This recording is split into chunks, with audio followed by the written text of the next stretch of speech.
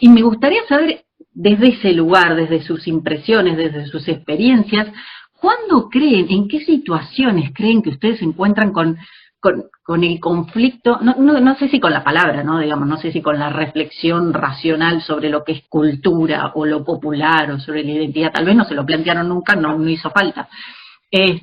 Pero por ahí en qué momentos de su vida laboral o de su tránsito por las instituciones por las que viven, se encuentran con situaciones en donde dicen, acá está lo popular, acá hay alguien definiendo lo popular, o acá hay una cuestión identitaria, o acá hay o el famoso, bueno, pero esto es cultural.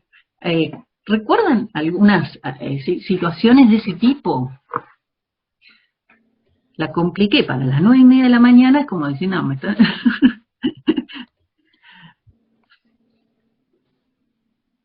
Bueno, inauguro, rompo el hielo. Si tengo que hablar acerca de lo que tiene que ver con lo cultural, digamos, yo siempre recuerdo, soy muy mala para el deporte, soy muy mala deportista. Es de las mías. Eh, sí, terrible lo mío. Yo creo que por eso escribo de deporte y no hago muy poco. Pero bueno, si tengo que hablar de esto, de la construcción del sentido, de la significación, de los rituales, siempre me acuerdo las primeras veces que iba a la cancha con mi abuelo, yo era muy chiquita, en la ciudad de Punta Alta, un club que se llama Sporting, que es el club del pueblo, porque Uh-huh. después está el Club Rosario, que es de Puerto Belgrano, es de los militares, ¿no? Está Ajá. esa discrepancia en Punta Alta. Y me Uh-huh. acuerdo de eso, ¿no? El pochoclo, la gente gritando, las banderas, ¿no? Y los rituales de cómo se entra a la cancha, qué se canta, las camisetas, la identidad, digamos, pura, ¿no? El adaptarse. Después, con el tiempo, lo que me va a pasar es que mi acercamiento al deporte, a la carrera de periodismo deportivo y a todo lo que tiene que ver con el deporte, tiene que ver con lo cultural, no con lo técnico. Entonces, digamos, a mí me atrae y escribo libros que tienen que ver con el proceso de la identidad, ¿no? Con esto, como vuelvo a repetir, de los sentidos, de cómo se repica, de cómo se reapropia el fútbol, digamos, cómo el deporte es mucho más que una práctica corporal. Eso es lo que a mí me unió y me atrajo para incorporarme a trabajar. Yo trabajaba sobre arte, nada que ver, hacía crítica de arte. Pero cuando empiezo a ver el folclore de las carreras de aventura, por ejemplo, todo lo que eso implicaba y lo que la gente sentía, y la inclusión y las cuestiones de género, desde ahí me enamora el deporte, Uh-huh. ¿no? Desde lo físico, desde la praxis, que indudablemente he vivido poco, pero todo eso del folclore es lo que a mí me hace repensar el deporte como proceso cultural. Desde ese lugar a mí siempre cuando nos preguntan qué es el deporte, yo arranco por ahí, arranco al revés, arranco desde lo que se siente, sí. Sí, bueno, o de lo que rodea también, y no solamente el deporte como el juego, el deporte diríamos, entre comillas, en la cancha, y está muy bien, o sea, me sentía como mucha empatía cuando decías lo mala que era el deporte, porque además había como una concepción de que uno nacía y ya tenía capacidades innatas de hacer deporte, digamos. Entonces, yo, por ahí, una persona que le pegaba la pelota de vóley a esta altura, ¿no? Ustedes que seguramente saben de deporte más que yo, se dan cuenta que entonces la pelota iba o muy arriba o para atrás. Y esas, con esas pavadas, quiero decir, yo les doy ese ejemplo, porque por ahí son pavadas, pero esto implica entonces también que el deporte es una cuestión aprendida, ¿sí?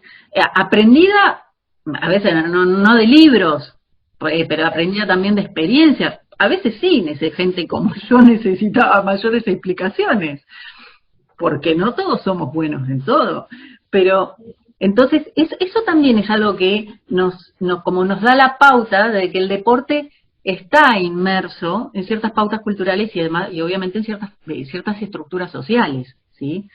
Seguramente a los varones les pasaba que bueno, son varones, saben jugar al fútbol o les interesa el fútbol y tal vez no es así. ¿Ustedes usan la palabra popular? Es una inquietud, esta es una inquietud que creo que tengo más allá de la materia. ¿Alguno la usa para definir, o sea, para escribir, si quieren, en sus prácticas periodísticas? Mm, no veo como mucho. No, es como medio complejo. Y lo de la Sí, cultura, vale. sí. Te iba a decir que por lo general no se usa tanto, se usa más por ahí en la política o en otro tipo de cosas que se habla de lo popular o de la sociedad popular, pero para escribir, por lo menos en la práctica periodística, no se usa tanto, o por lo menos yo no lo uso tanto. ¿por qué creen que es eso? Creo que tiene que ver con esta discusión que venimos leyendo con Velasco, ¿no? Digamos, ¿qué es lo popular? Creo que antes de utilizar lo que las personas se plantean, a ver, ¿qué estoy hablando? Y sí, me parece que se usa cuando hablamos de lo popular, acá en lo doméstico, cuando hablamos de programas masivos, ¿no? Tinelli, o sea, Claro. eso es popular. O el fútbol, es popular, digamos, como negando un poco ese entrecruzamiento de clases, de gustos, ¿no? Pero no es un concepto, me parece que en esta ida y vuelta de saber qué es bien, si se puede delimitar exactamente qué es lo popular, preferimos no usarlo, me da esa sensación. Como que ya está establecido, me parece. Ajá, mira, yo tengo la impresión de que todavía sigue, a ver, la impresión, y es un poco fundada porque algo de los textos dicen de esto, ¿no? De que todavía tienen como una carga negativa y entonces uno trata de evitar esa palabra, evitar definir algo como popular para que no se malentienda de qué estamos hablando. Esto algo tiene que ver con lo que nosotros mirábamos, bueno, sí, en el texto de Velasco, si ustedes, no sé cómo les fue con el texto de Velasco, sé que es un texto, como que parece que va, viene, se enrolla, no siempre se desenrolla, eh, pero bueno, lo que pasa es que básicamente está discutiendo sus propias disciplinas, ¿no? Está discutiendo, bueno, mucho en la antropología, y es bastante de la sociología. Hay iguales autores que él menciona en el texto, Williams, por ejemplo, que nosotros también los vamos a retomar en la materia. Pero básicamente por eso yo les comentaba el viernes que es buena idea tratar de organizar lo que va contando en el texto como si fuera en una línea cronológica, pero más que nada para ubicarse. ¿Por qué? Porque lo que Velasco nos está diciendo es que se viene hablando de lo popular desde la Edad Media, más o menos. En realidad, de la Edad Media, lo que pasó es como que se empieza a entender lo popular, se le da como una entidad, ¿sí? A lo popular, más o menos homogénea, ¿sí? O sea, las tres opciones que él da como significados de pueblo, esta cuestión del pueblo como, en parte como un conjunto diferenciado de personas, en parte como el pueblo como una localidad, como un punto geográfico habitado, ¿sí? Y en tercera instancia como un grupo de gente, pero con una entidad política.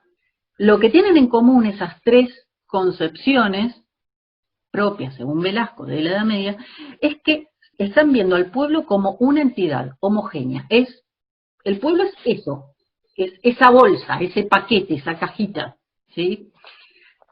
La parte más interesante, creo yo, empieza cuando se rompe el paradigma de la Edad Media, por decirlo de alguna manera, y en la Edad Moderna, ya igual estamos hablando siglo XV,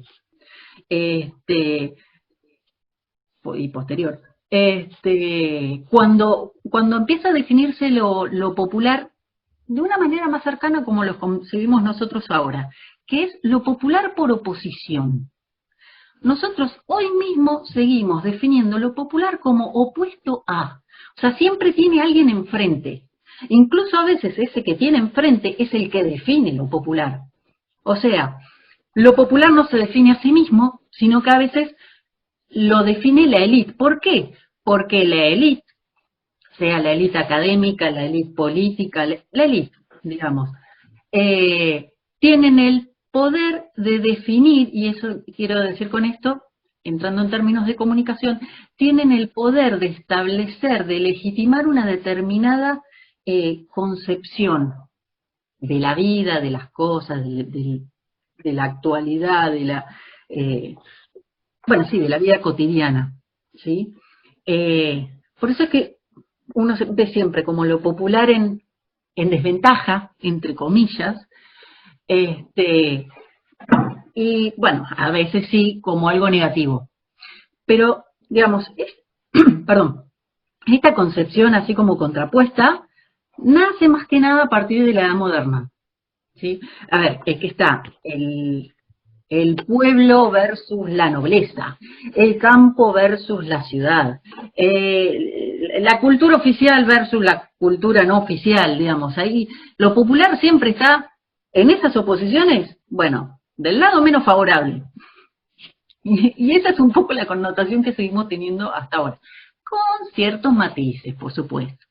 Cuando empiezan a nacer, o a formalizarse, mejor dicho, las ciencias sociales, cuando estamos hablando del siglo XVIII, el siglo de las luces, la ilustración, el racionalismo, una vuelta al clasicismo, digamos, cuando empiezan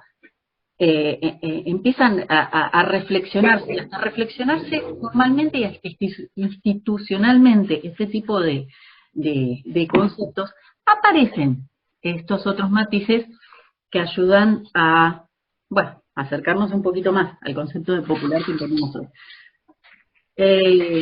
Por ejemplo, va a aparecer,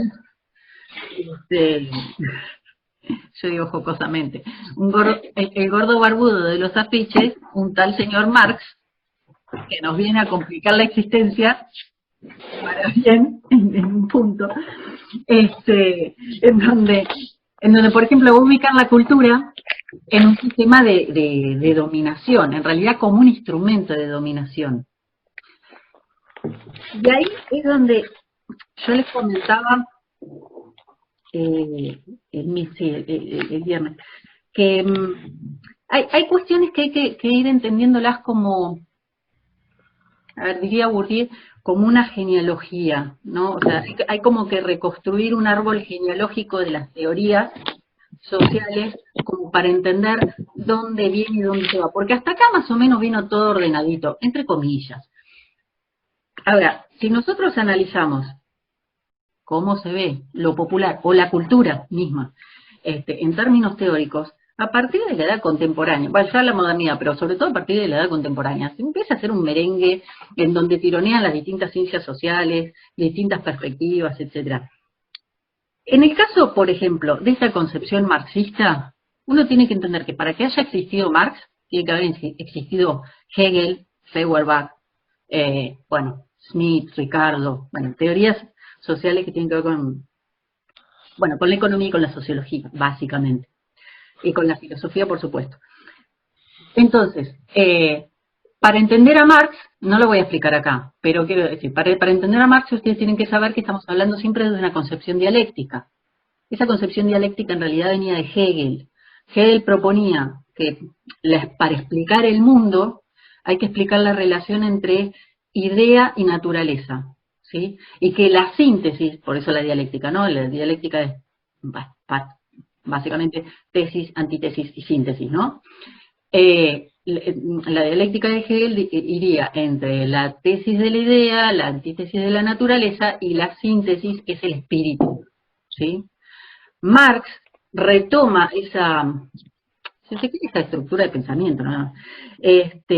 Pero la lleva a la materialidad, ¿sí? Por eso se habla de la dialéctica materialista en Marx, porque le lleva la idea a la relación del sujeto con la historia y con el trabajo, y de hecho Marx lo que hace es ir viendo cómo se establecieron determinados sistemas de producción y de dominación a lo largo de la historia, en distintas etapas, ¿sí? A esa estructura como que, entre comillas, la recubría una superestructura. Bueno, la cultura es, entre comillas, parte de la superestructura, ¿sí? Es, por eso decía, un instrumento de dominación, porque a través de la cultura se asientan y se fortalecen las bases y se confirman de alguna manera de aquello que pasa en la estructura. Y la estructura es básicamente un sistema económico, en Marx, ¿sí? En el Marx original. Obviamente que esto después también lo discute Gramsci, por ejemplo, que nosotros lo retomamos, lo discuten también algo de los estudios culturales, etcétera. Pero yo les cuento esto igual no porque nadie se lo va a tomar en un examen, no en esta materia, pero sí para que más o menos nos ubiquemos en cuanto a lógicas. ¿Por qué? Porque después de que uno establece dentro de las ciencias sociales que hay una estructura social, ¿sí? Que no fue una idea que hubo siempre, sino al reconocer que hay una estructura social, y eso significa reconocer que hay jerarquías y que hay clases sociales y que hay algunas más desposeídas que otros, por decirlo de alguna manera, se abre un poquito el panorama. Y entonces, hay algunas teorías sociales que van a decir, bueno, pero esa estructura se confirma y se conforma por las leyes del consenso, y hay otros, bueno, sobre todo los que siguen la línea de Marx, que van a decir, no, esa estructura se confirma, pero también se lucha y se da por las leyes del conflicto, por decirlo de alguna manera. ¿Sí? ¿Me siguen hasta ahí o veo acá como muy, ¿por qué me están diciendo esto? Bueno, esto más que nada porque entiendan de dónde viene que después de Marx nosotros hablamos del positivismo. Bueno, claramente el positivismo es uno de los que va para la rama del árbol que dice estas estructuras vienen con las leyes del consenso, ¿sí? Gramsci va para la otra rama, ¿sí? Y así nos terminamos yendo por las ramas siempre. Imagínense, después de eso se abren más cosas. O sea, uno tiene desde el positivismo y siguiendo esas ramas al estructuralismo y al funcionalismo, que son teorías que también apuestan a ver, de alguna manera, la estructura está por encima del sujeto, ¿sí? La estructura es lo que siempre se tiene que conservar. Y de hecho, cuando hay alguna oveja negra, esa oveja negra o es marginada del sistema o es corregida y vuelta al rebaño. Pero básicamente el sistema siempre se conserva, siempre tiende al equilibrio y a la armonía. Esa es, digamos, esa rama del consenso. Por supuesto, lo que le está faltando, y es lo que aporta la otra gran rama, la rama marxista, la rama de Gramsci, la rama de los estudios culturales, es la idea de poder. ¿Sí? Que ese consenso, a ver, en realidad no está así. Que cuando uno, primero que la explicación de la vida y de la vida cotidiana, de la realidad, no puede venir solamente de un lado, desde una clase, es dicho, no viene así. O sea, esta cuestión de que empiezan a aparecer otras teorías que dicen, a ver, todos tenemos cultura, ¿sí? O todos podemos significar nuestra vida en nuestro determinado contexto, según nuestra determinada experiencia. Y yo puedo decir, por ejemplo, esta mesa en este momento, por ejemplo, la mesa en la que estoy ahora sentada, ustedes no, bueno, se la pueden imaginar, ¿no? Pero la mesa a la que estoy sentada es la mesa del comedor. Yo en esta mesa cocino, como, hago tarea, por suerte no todo al mismo tiempo. Y ahora resulta que también doy clases. Pero a ver, esas significaciones las tengo gracias a mi experiencia y también gracias a cosas que pasan en mi cotidiano. Por ejemplo, uy, estoy dejando a alguien afuera. A ver, ahí. Por ejemplo, esa cuestión de que, bueno, a ver, yo de repente soy una docente desde la cocina de mi casa por causa de algo que nos pasa a nivel global, que es una pandemia, y por algo que, por decisiones que tienen que ver con la cuarentena. ¿Sí? Eso atraviesa... Una consulta. Sí, sí. No sé si se escucha. Perla. Sí. En respecto al tema que se viene planteando, ¿no?, de la vida por la cultura, también lo podríamos pensar, por ejemplo, en el caso de la India. La vaca, un animal sagrado en la India, y que en Argentina es un producto de consumo, un animal que, más allá de las posturas, ¿no?, de veganos y vegetarianos, está incluida dentro culturalmente por un sector de la sociedad como la tradición del asado, como un alimento de consumo. ¿Podría ser un ejemplo de lo que creo que de lo que estamos mencionando? Sí. ¿O entendí más o menos? Sí, estás orientada, porque además, no solamente de una cuestión así como de usos y costumbres, es hasta parte de un ritual, porque uno piensa en el asado en Argentina y es parte de un ritual de reuniones. O sea, tiene una carga simbólica, bueno, yo no me voy a meter a ver si es una cuestión de si es más o menos fuerte o más o menos importante que la carga simbólica que tiene la vaca como sagrada en la India. Pero igual, son dos cargas simbólicas desde el punto de vista simbólico que nosotros además tenemos incorporadas, ¿sí? A ver, si es muy difícil ponerse en el lugar de culturas tan distintas, ¿no? Pero si yo viviera en la India y viviera una vaca, seguramente no se me ocurriría, todo bicho que camina va a parar al asador, ¿no? O sea, yo tengo incorporada otras visiones. Y eso que uno lo tiene incorporado, a veces no lo tiene incorporado de manera tan consciente. ¿Malena?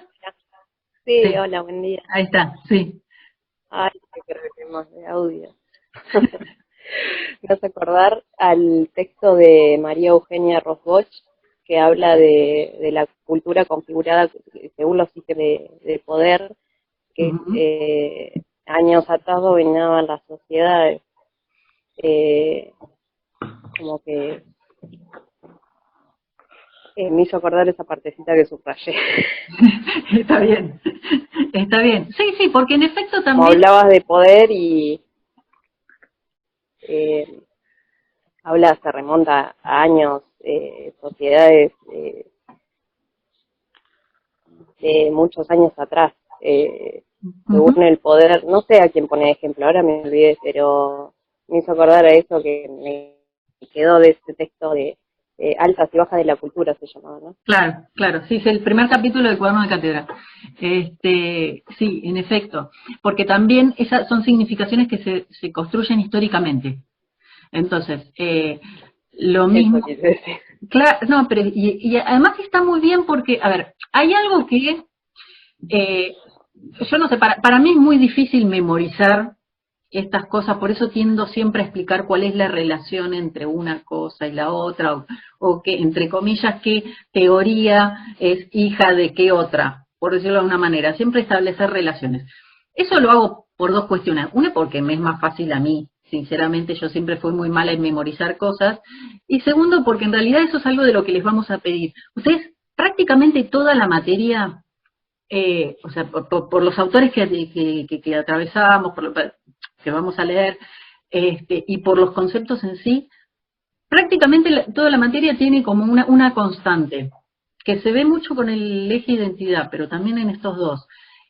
Siempre hay una lectura desde las relaciones sociales, ¿sí?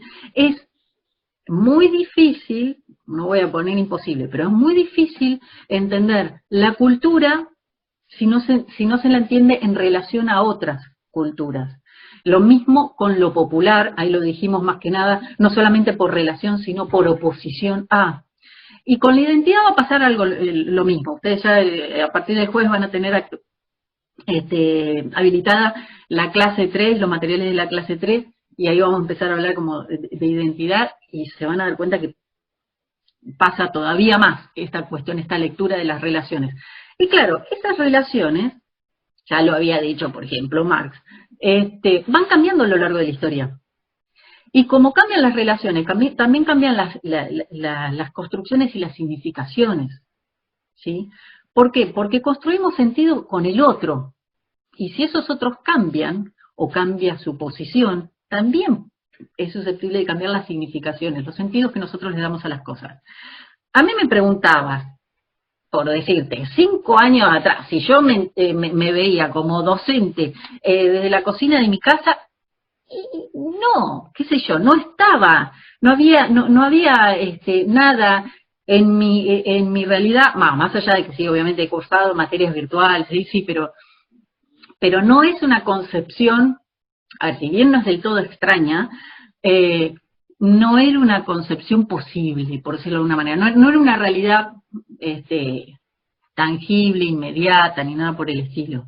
Entonces las condiciones... Sí, una consulta, y si uno lo piensa esta situación, por ejemplo, con lo surgido desde el movimiento de mujeres, de que despertaron un montón de situaciones que eran cotidianas, que pasaban constantemente, hicieron ver que había cuestiones detrás que insultaban a la mujer, que cambiaron un paradigma en cierto punto, digamos, de La forma muy cultura del incipiente, machismo. lo van haciendo de a poco, no es que uno dice se deconstruye todo de un día para el otro, pero que sí hicieron ver que un montón de cuestiones, por ejemplo, en la ficción, que uno veía como supuesto encubierto de humor, que pasaba a ser ofensivo, o también costumbres que se tenían como totalmente apropiadas culturalmente, de decir, eso es normal, que pase, naturalizadas, y que no lo fuera tan así, sino que generaba incomodidad en la otra persona. Y eso me parece también que podría ser un ejemplo a partir de, digamos, de lo social y lo cultural, y también retomando la cuestión que nombraba uno de los textos de la cuestión de las minorías, cuando hablaba de el levantamiento, habló uno de los textos, si no lo recuerdo mal, creo que fue el de Velasco, que habla de la cuestión de las mujeres, de los niños, que empiezan a tomar relevancia a partir de él, lo toma desde la visión de lo folclórico y lo popular en relación a lo folclórico. Ujú. Sí, sí. Sí, porque además ahí... Puede ser. sí, perdón. Buen Lucas. día, ¿cómo andan? Sí. Sí, bueno, ante todo, buen día a todos los compañeros.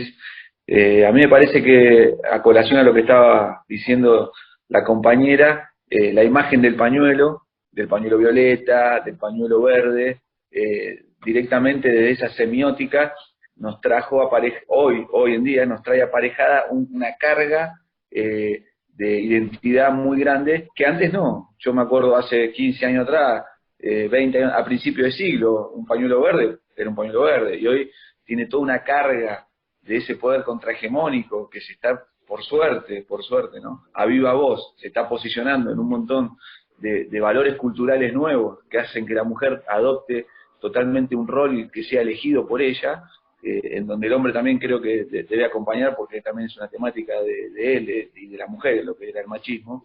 Entonces, desde ahí cómo van cambiando las circunstancias, cómo van cambiando los productos que uno consume, cómo va cambiando las publicidades, cómo se da toda una trama totalmente diferente y van cambiando un montón de cuestiones en base a eso. Así que me parece muy interesante. Y con respecto a lo popular, lo entiendo entonces que en la edad moderna se le da la imagen de, para identificarlo, ¿no? De binario. O sea, es como que es un término que uno lo distingue desde que es popular por esto y no lo es por esto.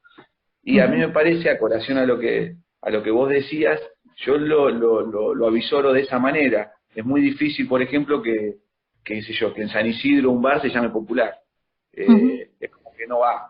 Es como que lo popular siempre se encuentra, hoy en día todavía aún, quizás en política se ve mucho más, en que no sé si tomarlo como una categorización despreciativa, pero lo popular siempre es algo, el que te nombra algo como popular es como que lo lleva a un lugar donde te quiere decir que por ahí es más común, es más, que no tiene esa Se une jerarquía. con Walter.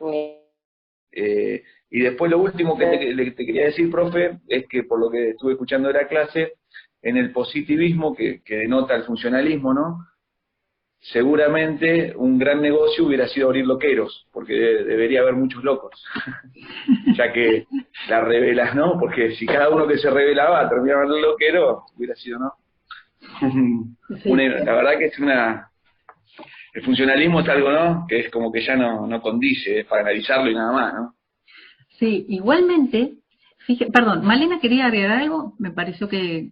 No, sí, que los sectores populares siempre como unidos a los subalternos, es otra de las cosas que dice el texto. Claro, subalternos más llaman... allá de que siempre va a haber colectivos que traten de reproducir, digamos, el orden hegemónico en esos sectores, pero se los califica como así desde el desconocimiento muchas veces. Lo que sucede es que, a ver, hay un montón de cosas que fueron saltando con lo que dijeron.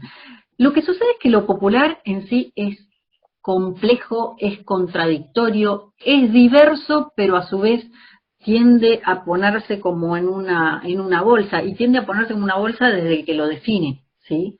Y muchas veces, entonces, se rescata, por ejemplo, una visión romántica, podría uno decir, de lo popular. Digo, no siempre es negativo, a veces se rescata lo popular como una visión romántica, como la esencia de, bueno, del pueblo o de determinados habitantes que conviven en determinado espacio geopolítico, aunque eso con la globalización también cambia un poco, pero digo, la visión romántica no es realmente una visión peyorativa de lo popular, pero tampoco es absoluta, o sea, tampoco nos ayuda del todo a entender las complejidades de lo popular, porque no nos ayuda a entender, por ejemplo, la diversidad que hay entre los sectores populares, no por nada los decimos en plural, sectores populares o subalternos, usando a Gramsci. No entendemos, como por ahí rescata mismo Gramsci, que lo popular son diferentes visiones del mundo, ¿sí? Y entonces a veces hay determinadas visiones, románticas, que tienden a apaciguar, a amortizar de alguna manera la potencia de lo popular. La potencia en términos de la disputa por sentidos, ¿sí? Porque más allá de que esté en un lugar, digamos, desfavorable, lo popular normalmente está permanentemente disputando sentidos a través del arte, a través de la política también, pero a través de como decían recién, ¿no? De movimientos sociales, digamos, está siempre como metiendo la cuña, ¿no? Digamos, tratando de decir, bueno, pero acá hay otra cosa, ¿sí? Y a veces, no sin intenciones, no sin interés, se define lo popular desde un lugar, en algunos autores aparecería como una especie de cultura muerta, ¿no? O sea, un lugar de esencia, o sea, sí, lo popular, el pueblo, hasta las artesanías, algo que no molesta, lo reconocemos. Tenemos que reconocer al otro, nos sirve reconocer al otro porque sin el otro no podemos definir un nosotros, eso viene a colación de todos los textos de identidad que van a ver, pero también aquello que ya están definiendo como cultura, nos sirve tener al otro, esto lo digo como si fuera desde el lugar de la élite, nos sirve reconocer al otro, ese otro es popular, pero no voy a decir eso, o sea, popular, diverso y voy a reconocer todos sus lugares de poder porque, a ver, me están cascoteando el rancho, si no. Entonces, lo que digo, les doy un lugar que sea más cómodo para mí, también, ¿no? Meter todo lo popular dentro de una bolsa, sea cual sea la bolsa de algo negativo, de algo vulgar, de algo peyorativo, pero también de algo, una visión así como más romántica, pero siempre sin potencia, también le sirve al otro que la define, ¿sí? Bueno, nosotros en la materia veíamos otro texto, que es un texto de Tulio Hernández, y lo que pasa es que fuimos reemplazando más que nada por actualizar textos, pero pues ese texto es de los años 80, pero hablaba, a mí me parece que siempre distinguía muy bien entre ciertos usos comunes de lo popular y ciertos usos teóricos, y algunos usos comunes tenían que ver con esto. Un poco lo que dijeron ustedes, ¿no? Que tiene también que ver que el uso de la palabra de lo popular. Una consulta. Sí. No sé si en relación a esto que se viene planteando, pensé en el texto que creo que es el de Velasco, que relaciona la cuestión cuando él habla de lo popular, relaciona la cuestión del pueblo, de lo folclórico, pero también desde el lugar, por ejemplo, de los saberes populares, de cómo muchas veces el saber popular, lo que se dice, digamos, eso que se aprende, que se transmite de generación en generación, la oralidad, sea desde el arte, desde los cuentos, desde los relatos, también, digamos, un poco de ese saber de lo que decía el abuelo, lo que decía el ancestro, lo que decía, cómo también a veces entra en disputa incluso con el campo de lo científico, en cierto punto, de que se busca poner a prueba o darle un sentido por ahí peyorativo, y sí, era el consejo de la abuela, pero ella no sirve, o de alguna, también en un cierto campo de disputas, entra en sentido muchas veces eso, y que hay lugares en donde esas culturas, esa cultura sigue muy arraigada, digamos, por la misma potencialidad del territorio, y de la que se sigue reproduciendo, incluso ese tipo de culturas que podría denominarlas folclóricas, en el caso de que las podría denominar folclóricas Velasco. Claro, sí, Velasco lo vincula, sí, a un cierto momento también de la historia, justamente un romanticismo como perspectiva más que teórica, hasta literaria y artística, diría, ¿no?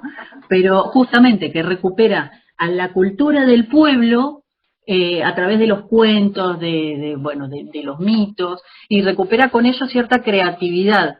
Fíjense que esa creatividad yo lo voy a poner en términos de Bourdieu, pero es como una capacidad de agencia, es una capacidad que tiene el pueblo de dar a conocer, de visibilizar su palabra, porque muchas cosas de las que ustedes estuvieron comentando, estos cambios, creo que Perla, vos comentabas justamente con el tema de movimientos y visibilización de las mujeres o de ciertas problemáticas de las mujeres, o de género posteriormente, ¿no? Pero inicialmente de las mujeres, tienen que ver no tanto con una cuestión de empezaron a existir en determinado momento, sino que cómo se empezaron, a través de qué procesos se empezaron a visibilizar, ¿sí? Y para poder visibilizar hay que tener de alguna manera, canales de visibilización, y esos, en determinada época, eran los cuentos, ¿sí? Los cuentos, o sea, cómo uno le enseñaba, desde la primera socialización, dirían Berger y Luckmann, la primera socialización, ciertas pautas de comportamiento a los niños, y bueno, los cuentos siguen siendo hasta el día de hoy una forma de mostrar esas cosas. Muchas cosas ni siquiera están en la escuela por hablar de la cultura formal, ¿sí? Eso pasa todavía hoy, pero digo, ya en ese momento era esa creatividad, esa forma de relatos, eran como era la potencia, ¿sí? Era la posibilidad de visibilizar.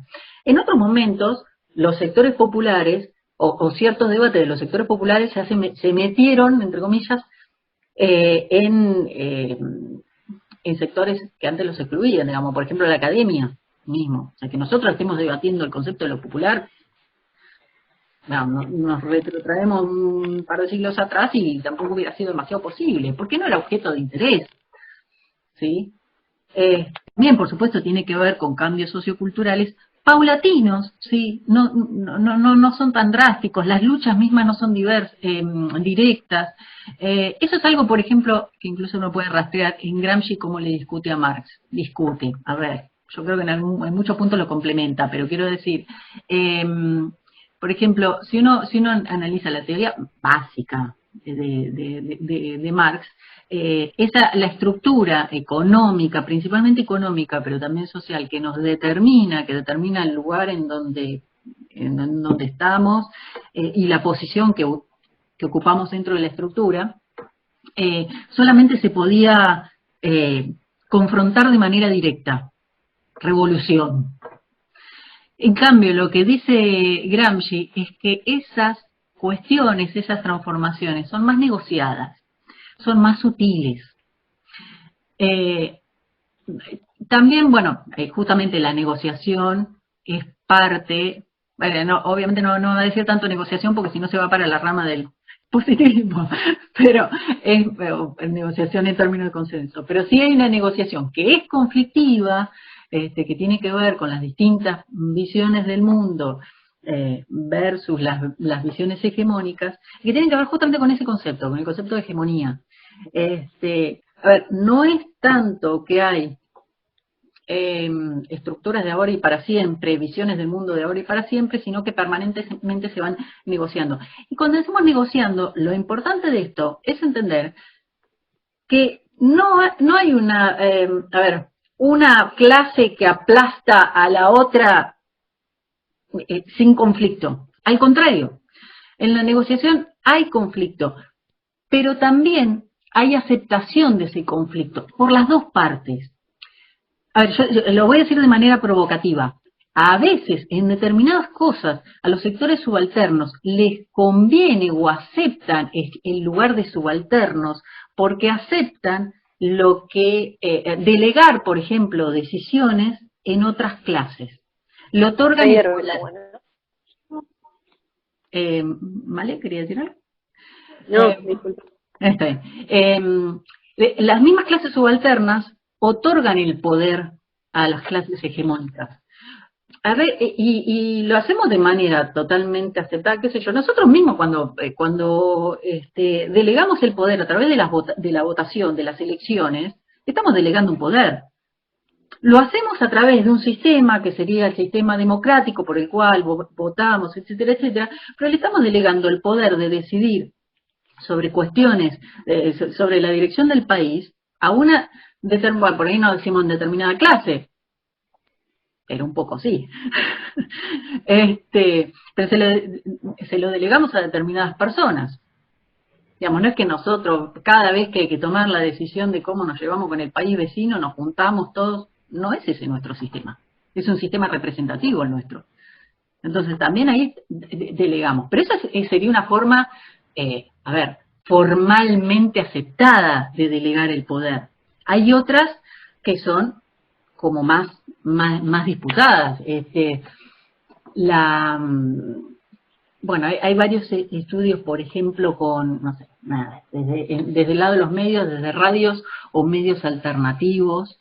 El arte también irá, entre comillas, o sea, digo entre comillas porque depende del lado que se lo mire. Uno puede decir boicotear, por decir, o poner un mensaje con aerosol en determinada obra de arte. Eso, o sea, principalmente y para nosotros desde comunicación es un mensaje, ¿sí? Es un mensaje el hecho, incluso más allá de lo que diga, ¿sí? Por supuesto, la discusión ahí está respecto de los sentidos que se le da a esa obra de arte y al mensaje sobre esa obra de arte, ¿sí? Y además, la lucha de esos sentidos se va a dar en una estructura en donde alguno de esos sentidos, yo ahora propuse 2 nada más, pero algunos de esos sentidos va a estar más legitimado que otros. Entonces, hay a uno que le va a tener que tocar un trabajo finito si quiere imponerse, pero el otro también va a necesitar defenderse. Y una manera de defenderse es aceptando ciertas cosas de aquel que se ha querido, no sé por qué me sale la palabra subvertir, pero bueno, aquel nuevo concepto, incipiente, más. Esto pasa, a ver, cuando yo les decía lo de la mirada romántica, es una forma de negociación también. Por ejemplo, cuando se quiere tomar como parte de la cultura argentina, por ejemplo, Una consulta. de Perla. Una consulta, no sé si... Sí. Sí. Cuando venía hablando del tema de imponerse, defenderse, aceptar esta negociación cultural, yo pensé, de forma vaga se me vino a la mente, digamos, la discusión que se armó no fue demasiado fuerte, pero sí por las redes y todo, con la frase de la canción nueva que sacó Trueno y Woz, que dicen en una de las partes, dicen somos el nuevo rock and roll. Y eso llevó a que, digamos, el público del rock nacional argentino se sintiera afectado por esa frase, pero después, bueno, Trueno, uno de los intérpretes, el otro día habló en La Viola, en el programa de rock, y dijo que era una cuestión metafórica, que él se refería a que era el nuevo rock and roll de la época, porque él le hablaba a los jóvenes y adolescentes de hoy, en algún término, digamos, como que tuvo que haber una negociación, yo pensaba en cierto punto, ¿no?, de que primero tuvo que ponerse él, digamos, ellos como raperos, pasar a hacer este género de trap barra rap, digamos, instalar este género, ponerlo dentro de lo popular, por así decirlo, ¿no?, en el sector de jóvenes, que se empezaron a sentir identificados con ese mensaje, y luego la resignificación que ellos hicieron de una polémica, digamos, la gente del rock que se sintió afectada, tuvo que después, bueno, de alguna manera aceptar que fue como una suerte de metáfora lo que quiso decir él, y no una cuestión de ofender al otro, sino lo que quiso fue hacer una suerte de comparación.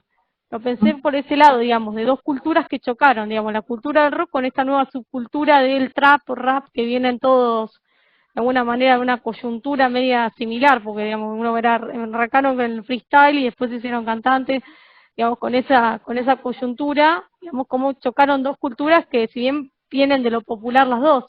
que convivieron, que incluso deben convivir en el ámbito de la música. Y lo que es sumamente interesante de lo que vos estás mencionando son las estrategias de negociación. Porque fíjate que en principio yo decir, bueno, soy el nuevo rock, me voy a querer meter, me estoy queriendo meter en esa casita, en la casita del rock. No importa que yo vengo de otra experiencia, me voy a querer meter en la casita del rock. Y ahí en la casita se encontró con el... Vos no venís de esta misma experiencia, vos sos otra cosa. No, pero lo digo como una metáfora. Es una forma, la metáfora es una forma de negociación. También lo es el humor. Creo que vos misma mencionabas esto con otro ejemplo, la cuestión del humor. No, lo sacamos ese. ¡Ay, Dios! Yo les voy a empezar a citar textos que por ahí ya sacamos de la materia, pero bueno, se los comento entonces nada más. Aníbal Ford, por ejemplo, en otro texto que bueno, solíamos ver, que hablaba de los medios y las culturas populares, mencionaba como parte de las características de los sectores populares, estas formas de lenguaje, o mejor dicho, estas formas de negociación de sentidos y cómo se traslucen a partir de determinadas estrategias del lenguaje, como el humor y las metáforas, porque son formas de decir, de vuelta, de visibilizar ciertas posturas. Bueno, pero sin ir al conflicto directo. Y de última, si me encuentro el conflicto directo, voy a poner un chiste. ¿Sí? Como de minimizar el conflicto, pero bueno, pará, ya está, ya lo dijo, ese significado ya entró. ¿Sí? Y tal es la cuestión de que el significado entró, que tuvo una respuesta. ¿Sí? Siempre tener en cuenta es que cuando hablamos de cultura hoy, tenemos que tener en cuenta la historia, digamos, los procesos de poder, si se quiere podemos decir los procesos hegemónicos, los sentidos y la circulación de sentidos. Las prácticas concretas, porque digamos, sea cual sea, por supuesto ustedes van a estar analizando más prácticas deportivas, en el amplio sentido de la palabra, las prácticas de los hinchas, las prácticas de los deportistas, las prácticas de los dirigentes, prácticas de los públicos del museo, o sea, prácticas en instituciones deportivas o en ámbitos deportivos, pero prácticas concretas siempre son las que, visibilizan formas de pensar y significados. Por eso es que nosotros lo vamos a mirar. Y bueno, por supuesto están situados en determinados marcos sociales, ¿sí? En determinadas estructuras sociales. Cuando habla de la cuestión de la circulación del sentido, de la historia, de los procesos de poder y de las instituciones concretas, llevado al terreno del deporte, por ejemplo, cuando uno dice, esta es la filosofía que tiene tal club, sea el que sea, no necesariamente tiene que ser un club, digamos, de primera división, puede ser un club de barrio, Totalmente, un club del que sea, de decir, bueno, el ser hincha o ser parte de este club implica tal o cual cuestión. Las personas que se relacionan con esta institución se mueven de determinada manera, hablan de determinada manera, se reúnen en determinados puntos para lo que sea celebraciones o lo que sea. Comparten entre los mismos tal o cual rasgo de conducta, no sé, llevan banderas de tal color, tienen como principios tal o cual cosa. El deportista que tiene que estar en esa institución tiene que ser de tal manera, para que represente también a ese público al que pertenece. El ser parte de esa institución implica, digamos, tal o cual norma que se tiene que cumplir, digamos, porque para incluso diferenciarse del otro, ¿no? La cuestión de que es tan cultural, podríamos utilizar el término en Argentina, de rivalizar.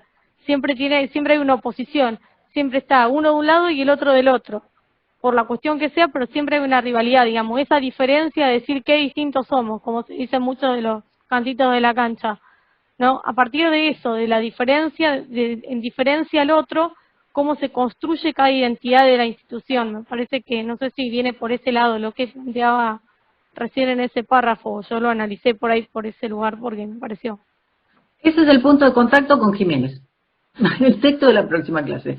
Justamente lo que vos estás mencionando con respecto al término de identidad, o a la idea de identidad, es la postura desde la cual nosotros retomamos de Gilberto Jiménez, pero que tiene que ver con previamente haber concebido la cultura de los sectores populares de esta otra manera. O sea, siempre embebidos de las cuestiones de poder, siempre situados sociohistóricamente, siempre respondiendo, o ubicados, mejor dicho, pero dentro de cierta estructura social, pero con la capacidad de agencia o la capacidad de transformación, ya sea por la creatividad, por las estrategias, como mencionaba recién, de la metáfora, del humor, sus propias estrategias para visibilizar sus propios sentidos, ¿sí?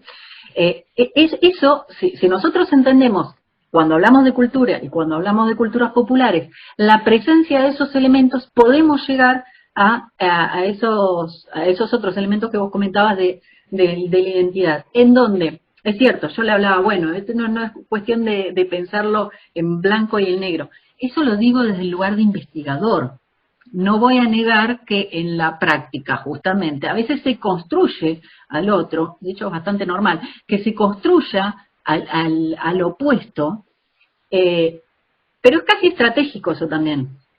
O sea, tenemos que reconocer la diversidad que está enfrente, por decirlo de alguna manera, de aquel sujeto que nosotros estamos analizando. ¿Sí?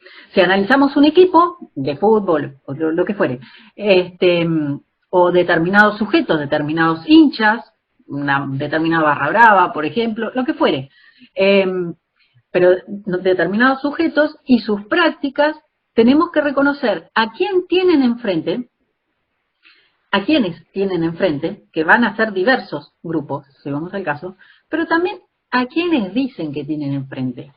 Porque ahí está también la construcción de cierta narrativa. Eso es lo que va a decir Jiménez. Hay una narrativa de la identidad. O sea, uno no solamente es, sino dice que es. Y en ese decir lo que es que está construyendo el sentido. Porque cuando dice, bueno, soy naranja porque no soy azul, entonces estoy, de alguna manera, ¿cómo se dice? Dejando de lado mis diferencias, que tal vez son más tenues, tal vez me confunden, o tal vez no ayudan a construir mi identidad, pero pues existen mis diferencias con los otros colores, o las otras ideologías, las otras narrativas, ¿sí? Entonces, ahí nosotros también, como analistas sociales, tenemos que prestar atención no solamente a cómo se construye la identidad de la persona o del grupo que nosotros estamos estudiando, sino, bueno, por supuesto también qué dicen sus prácticas. Por eso, el tema es que como analista, ¿cuál es el ejercicio que ustedes tienen que hacer? Y empezar a ver para los costados también, ¿no? A ver, esto que me están diciendo es listo, sí, por supuesto lo acepto y lo acepto. Lo miro, lo tengo en cuenta porque es la manera en cómo vos te estás definiendo. Perfecto. Ahora, tus prácticas mismas, yo observo la realidad y veo también otras cosas. De esa manera, ustedes cuando vean, qué sé yo, típico ejemplo, ven las prácticas de la hinchada de Boca, no es que enfrente tienen la hinchada de River, prácticas no son solamente compartidas o disputadas con la hinchada de River, sino que también hay que ver las hinchadas de los otros equipos, por ejemplo, cuáles son las prácticas. Hay prácticas comunes a todas las hinchadas. Claro, pero si yo soy hincha de Boca, por ahí quiero establecer una significación como que, a ver, mis sentidos no solamente son más importantes que, en este caso, no sé, los de la hinchada de River, sino que además son únicos. O sea, hay una necesidad de distinguirse del otro, de los otros, en esa construcción de la identidad, decimos, ¿no? Y por ende, hay ciertas veces que en términos de relato, en términos de narrativa, yo a los otros los borro, no borro a todos. Pero también en ese sentido, digamos, si uno hace un trabajo de alguna manera etnográfico, si uno se mete dentro de la hinchada, el club que sea, ¿no?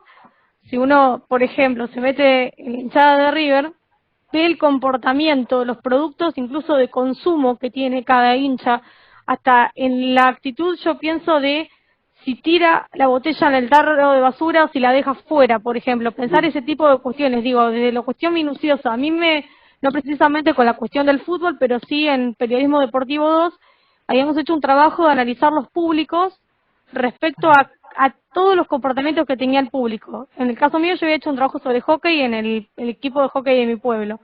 Entonces yo veía qué hacían los públicos, qué ropa, qué marca de, por ejemplo, desde el detalle, qué marca de ropa utilizaban los hinchas, de qué productos se ve, qué conductas tenían, si qué productos consumían, qué comían, qué cantaban, qué decía cada uno de los cantitos, por qué en algunos momentos no cantaban, por ejemplo, qué eran los sentidos que se disputaban, cuáles eran los términos por ahí que utilizaban esos hinchas, que más se repetían entre, cómo se llamaban entre ellos, si por apodo, si por el nombre, si tenían una denominación propia, la hinchada se llama de tal manera, o son hinchas nada más, o hacen subgrupos, también verlo desde ese lugar, desde el público, porque la necesidad que nosotros sentíamos en ese momento era, bueno, analizar ese público para saber cómo hablarle a ese público, porque si uno no conoce quizás al que recibe el mensaje, no sabe de qué lugar hablarlo.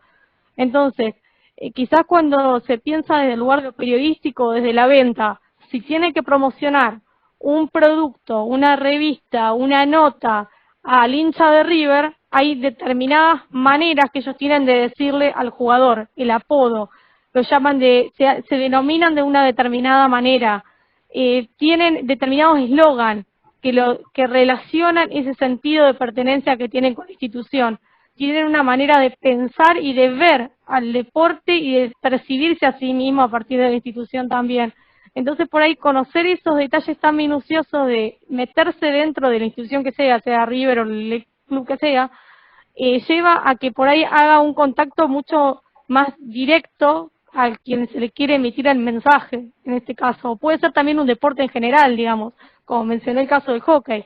O por ahí ingresar en un mundo que no se conoce demasiado. No sé, por ejemplo, cómo se comporta el público del Corfball, por ejemplo. Entonces, ir y ver cómo se comporta ese público para compararlo con otro deporte o para hacer básicamente una nota sobre ese deporte y saber cómo dirigirse a esas personas.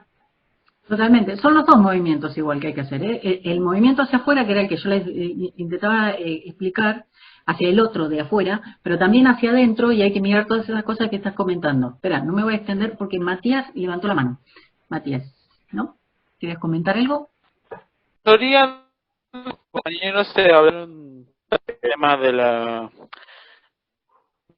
cultura y de que para mí el fútbol es un deporte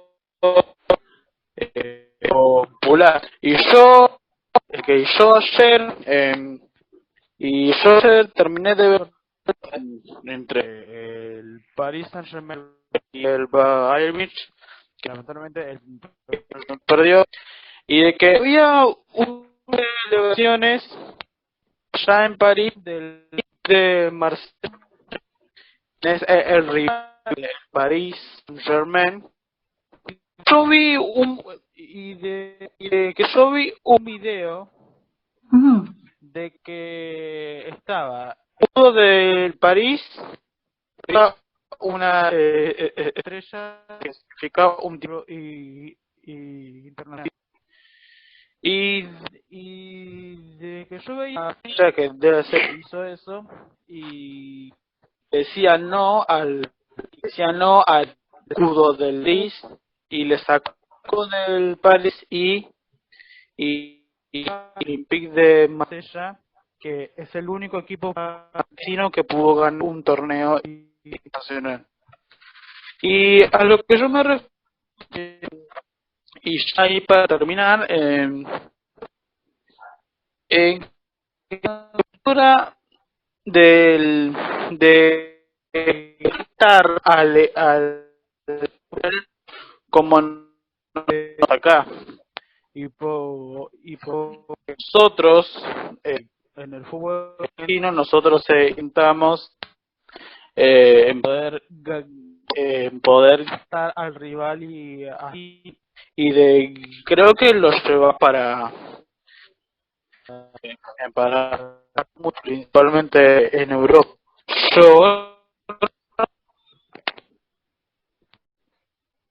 Ahí se cortó. Yo no como usted lo puede interpretar.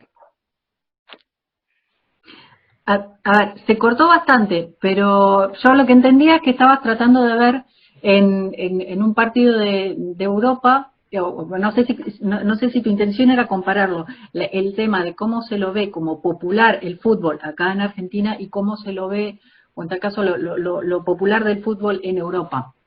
Ahí yo no entendí porque sí se cortó efectivamente, si tenías alguna pregunta específica, o era un comentario que hacía alusión a, bueno, sí, hay distintos contextos, con distintos contextos y hasta distintas historias de cómo se construyó, cómo se constituyó, no solamente el deporte en cada país, sino a ver cómo se lo significó, si alguna vez salió de lo popular, o cómo se constituyó en popular, de la misma manera que hay deportes que no siguieron ese camino, ¿sí? Eso un poco lo dicen en la presentación de la materia, de que hay deportes que son populares, hay otros que están en proceso de popularización y hay deportes que son de élite, y cada uno tiene su construcción, y es una construcción sociohistóricamente situada. Entonces, no entendí, no llegué a escuchar, quiero decir,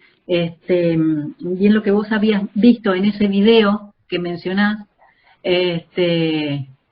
pero seguramente hay diferenciaciones sobre Me lo parece a popular y mí lo que no lo que popular. quiere decir el compañero es respecto al tema de cómo se vivió de alguna manera esta final entre el Paris Saint-Germain Sí, y y el Bayern Múnich, desde el lugar de que hubo mucha pasión que quizás no se esperaba por ahí del fútbol europeo, digamos, de cómo fue ajá, la bien, cultura de los jugadores, incluso latinoamericanos, que van desembarcando en esos clubes, cómo van de alguna manera desterritorializando la cultura del fútbol latino en esos clubes. Por ejemplo, ujú, podrían pensarse en 3 momentos clave que se me ocurren ahora, que no sé si específicamente a eso apuntaba el compañero, pero yo lo diría, por ejemplo, de que Neymar, brasileño, sale con un parlante y la canción del cantante Cumbia Dipi, y todos cantando y a los saltos. No sé si nos hubiésemos imaginado hace años atrás un fútbol europeo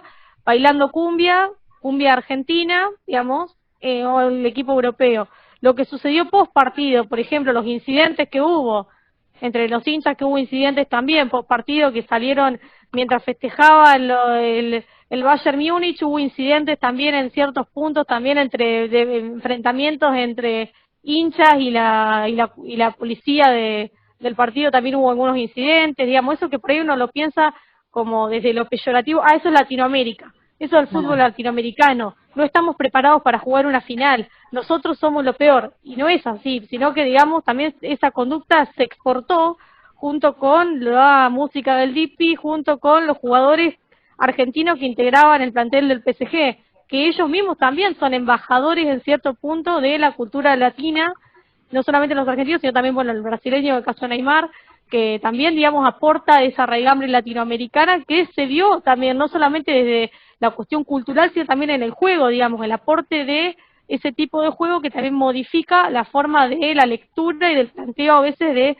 que uno dice, ¿cómo los equipos dejaron de ser tan toscos o tan duros los equipos europeos? Claro, fue también a partir de esta cuestión de el ingreso del fútbol latinoamericano y que se produce una hibridación en cierto punto de la cultura y también en la cuestión del juego. exacto, sí. Sí. Primero, gracias por la aclaración. Sí, en efecto, además ahí ya estamos viendo la cultura en términos de, a ver, seguimos viendo con la misma constante, vemos las relaciones sociales, pero las relaciones sociales no son las mismas, concebirlas solamente dentro de un determinado territorio que concebirlas a nivel global, porque existen los medios para que las significaciones transiten más allá de los territorios, geopolíticamente hablando, ¿no? Bueno, justamente los medios, ¿sí?, permiten otro tipo de circulación de significados que no era posible en la Edad Media con los primeros significados del pueblo, por ejemplo, ¿sí? Esas cuestiones, bueno, siempre en cualquier análisis que hagamos acá, ya sea desde la identidad, la cultura popular o de cultura misma, va a estar, porque va a estar la lectura desde las relaciones. La gente se junta, los sentidos circulan. Básicamente esa es la constante, ¿sí?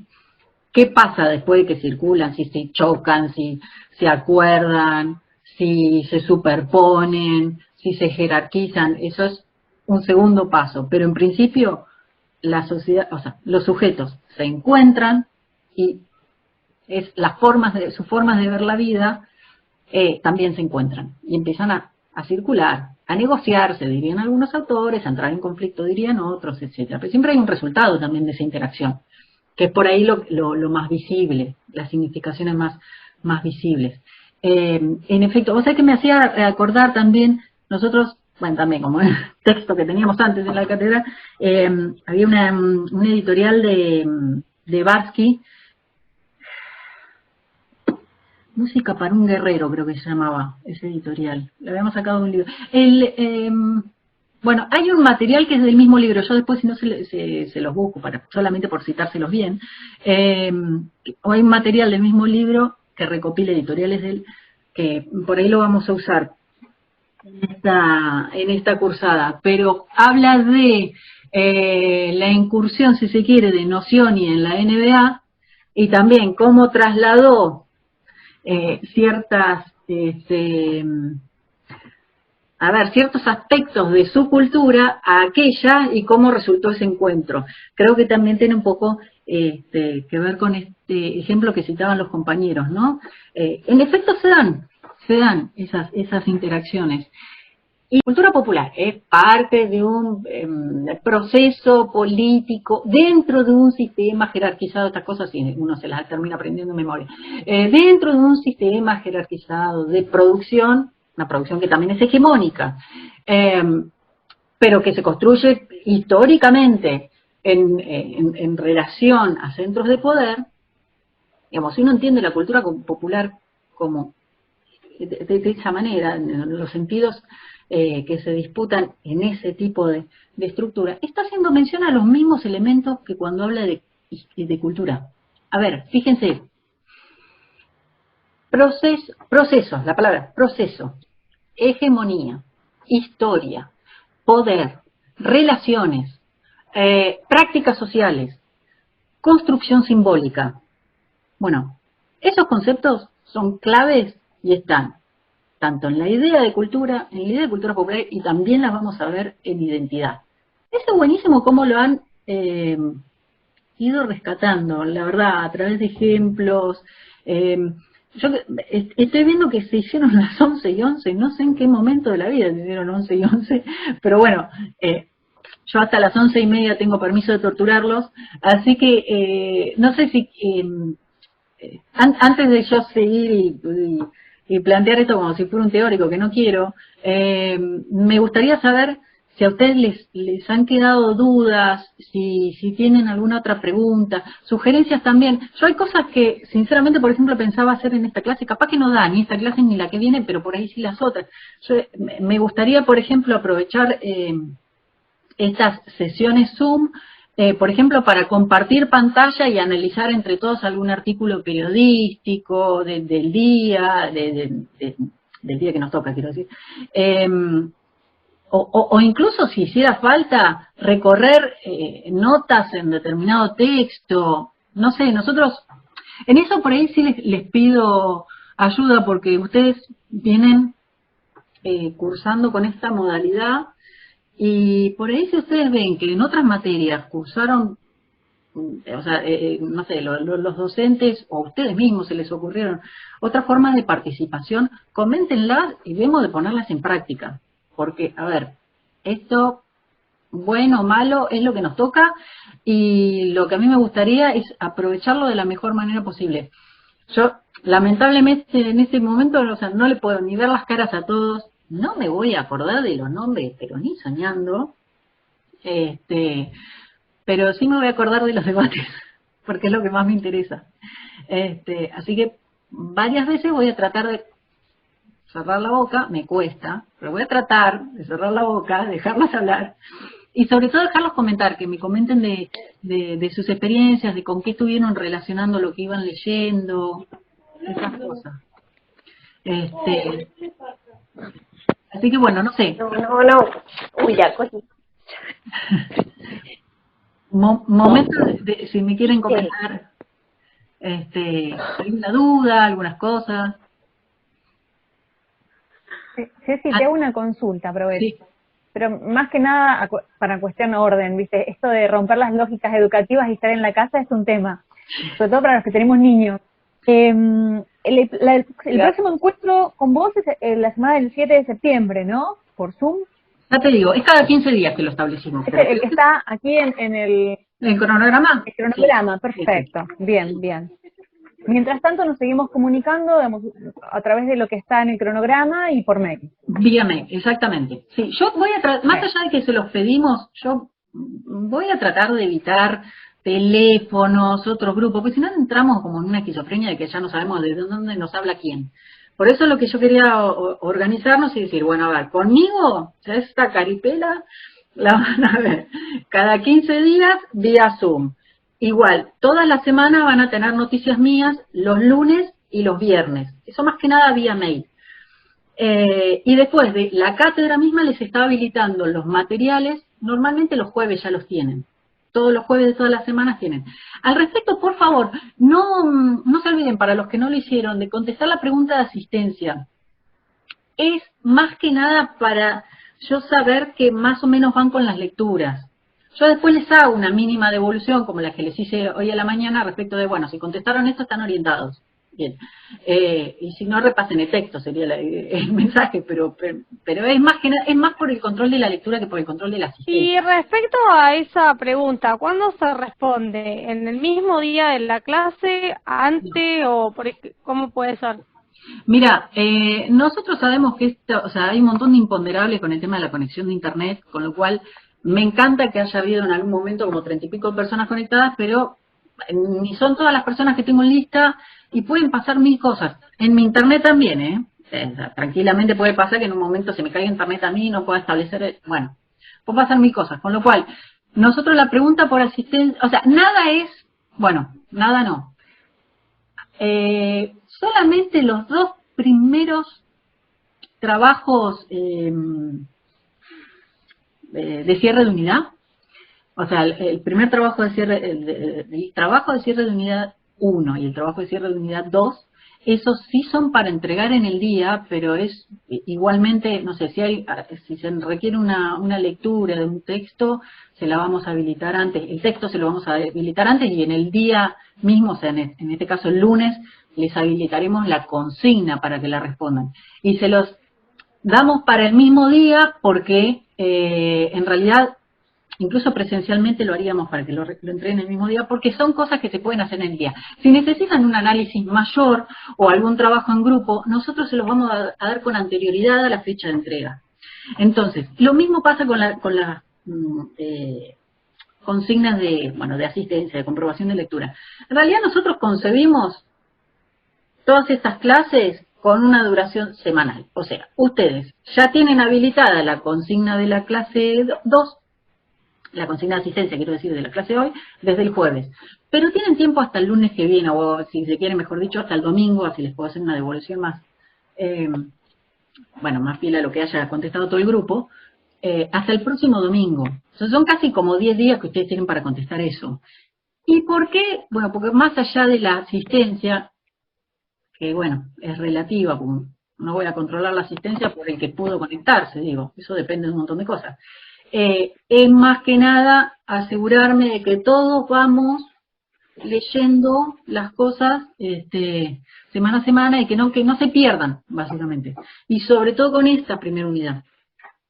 Porque como esta unidad tan teórica, si les quedaron dudas con respecto a esto, después se les va a complicar usar estos conceptos como análisis de problemáticas en las clases futuras. Así que en principio no se tienen que preocupar por responder todo hoy, ¿sí? O la clase del lunes. Tienen tiempo, salvo estas 2 veces que igual están indicadas en el cronograma. Para todo lo demás creo que siempre les damos textos y las consignas con anterioridad. En ese y el sentido, tema del grabado de la clase, sí. lo están grabando, ¿qué se va a subir al mail o algún tipo de plataforma para...? Me parece interesante, por el hecho de que por ahí hay personas a las que se nos puede cortar la luz, se puede cortar internet y que podamos asistir a la clase. pero quisiera saber si va a ir a un drive o algo para que si en algún momento lo necesitamos o queremos escuchar nuevamente algo que no llegamos a anotar o algo de eso, podamos hacerlo. No sé en qué plataforma va a estar. Ahí voy a ver, porque lo voy a charlar con mis compañeras también a ver qué quieren para tomar una decisión conjunta. Yo lo estaba grabando un poco por las dudas y un poco por esa cuestión. No solamente por los que estuvieron ausentes en la en esta sesión por X causa, sino también porque sinceramente por ahí surgen debates que son mucho más ricos incluso de lo que uno podría plantear como docente y de manera unidireccional. Así que bueno, por ahí le saco toda la parte pavada inicial o explicaciones mías, pero sí, por ejemplo, de esta clase, la parte de debate o ciertas o determinadas explicaciones me parece que sí, pueden ser productivas. Déjenme que lo charle hacia dentro de la cátedra y después les digo bien dónde es que lo van a poder acceder, pero lo más probable es que busquemos una forma de que lo puedan descargar. El tema es que no sé si se va a hacer muy pesado el archivo por esas cosas, lo digo, ¿no? Pero sí, la idea es que tengan todo el material, la mayor cantidad y variedad de vías posibles para entrarle a los textos que les podamos ofrecer, ¿no? En esta instancia. Sí. Yo había algo más que les quería comentar. Era en términos... A mí lo que me interesa es esto, que vayamos lo más a la par posible. Yo sé que hay situaciones personales de cada uno y todo, pero que vayamos más o menos a la par. Si después de esta charla, o mejor dicho, si antes de la charla le habían quedado dudas o después de esta charla le quedan más dudas, anótenlas. Ustedes me pueden escribir durante la semana y yo de última se las contesto el viernes. Les mando un mail respondiéndole las preguntas que hayan hecho a todos, ¿viste? Porque ahí la pregunta que hizo uno le sirve a los demás. Así que un poco para evitar catarata de mail y otro poco para seguir con esta lógica grupal voy a hacer eso. Pero en principio yo creo que ya más o menos con lo que tiene la cátedra les resulta fácil navegar ahí por la cátedra, les resulta accesible. Vi que en general la mayoría me contestaba que tenía internet por la computadora, entonces supongo que tienen bastante facilidad. Pero bueno. Hay algunos callados, ¿estarán dormidos? No importa, porque ya son las 11:22, no los voy a despertar. Pero me quedo tranquila si escucharon a sus compañeros, si más o menos pueden seguir. Espero no haber apabullado mucho. Y bueno, nada, sigamos viendo esto, estrategia. Otra cosa, sí, si ustedes ven durante la semana algún artículo, como hicieron recién en esta charla, cosas que a ustedes les recuerda determinado debate, determinado concepto, de última lo comentan también y lo compartimos como material incluso para discutirlo. Está bueno eso, la verdad. Sí. Así que creo que es muy rico eso. Por lo demás, hasta yo estoy mirando la hora, así que si nadie va a comentar más nada, ¿está todo bien? ¿Están despiertos? ¿Desayunaron? ¿Están listos para empezar la semana? Hay que ir a cocinar, Ceci, ahora. Sí, claro, más o menos. Así que ahora salís de la puerta y ya cocinas, es así. Listo, bueno, está bien. Entonces, los libero por ahora, ya me tendrán por mail y bueno, en cuanto a Zoom, nos vemos dentro de 15 días. En cuanto a la clase, esta semana y bueno, la próxima. Bueno, un gusto, nos vemos la próxima. Hasta luego. Chao, profe, buena semana. Hasta luego. Hasta luego.